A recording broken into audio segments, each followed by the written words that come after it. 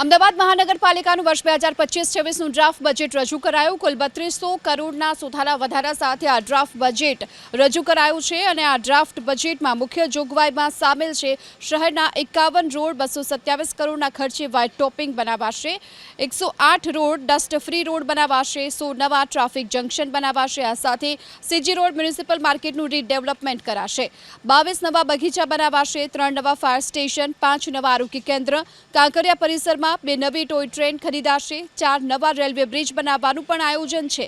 BRTS feeder રૂટમાં pink રિક્ષા મૂકવાનું આયોજન છે અને 15,000 નવા સરકારી આવાસ પણ બનાવાશે.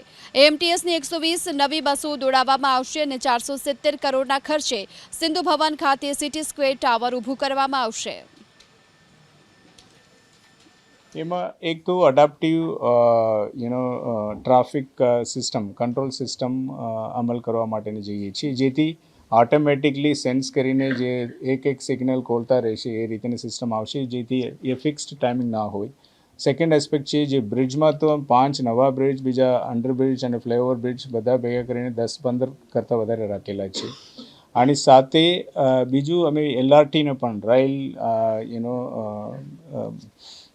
એલઆરટી રેલ ટ્રાન્સપોર્ટ એ પ્રોવિઝન અત્યારે નવું ફિઝિબિલિટી માટે રાખેલા છે. 4 મેજર રોડમાં રાખેલા છે, ખાસ કરીને આરટીઓથી જાસપુર સુધી અને બીજા નવરંગપુરાથી શાંતિપુરા જે 3 અને અહીંયાથી નારોલ સુધી એક્સટેન્ડ કરવા માટેનો એ રીતે રાખેલા છે. એને સ્ટડી કરવાથી એક રોલિંગ સ્ટોકમાંથી લગભગ 300 લોકો આસપાસ થઈ શકે છે. આ બીઆરટીએસ અને મેટ્રો વચ્ચેનો એક ટ્રાન્સપોર્ટ મેકેનિઝમ તરીકે રહે છે. એ દિશામાં પણ કામ કરીએ છીએ. આની સાથે સાથે જંકશન્સ વાઇડનિંગ કરવા માટે 101 જંકશન, આ અત્યાર સુધી લગભગ 37 જંકશન જેટલા અમે સાયન્ટિફિકલી ઓડી સ્ટડી કરીને ડેવલપ કરવા માટેની કાર્યવાહી હાથ ઉપર લીધા છે. એ સિવાયનું મોટું કામ તરીકે બીજા 100 જંકશન લઈને કામ કરવામાં આવશે.